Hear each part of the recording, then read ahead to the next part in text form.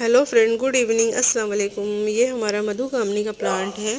गर्मियों में सबसे ज़्यादा फ्लावरिंग करता है ये प्लांट। तो करना क्या है, इसकी मिट्टी को हमें 2 से 3 इंच खोदना है। फिर उसमें जड़ को नहीं टच करना है, जो रूट है उसको टच नहीं करना है अच्छे से। फिर इसमें जो चींटियाँ है ना, इसके लिए हम इसमें 1.5 चम्मच हल्दी डालेंगे, जिससे कि इसके कीड़े वगैरह किल हो जाएंगे, भाग जाएंगे, ताकि ये अच्छे से फ्लावरिंग करे। और इसमें वाटर सुबह शाम डालना है। सो कैसा लगा है ज़रूर बताना है।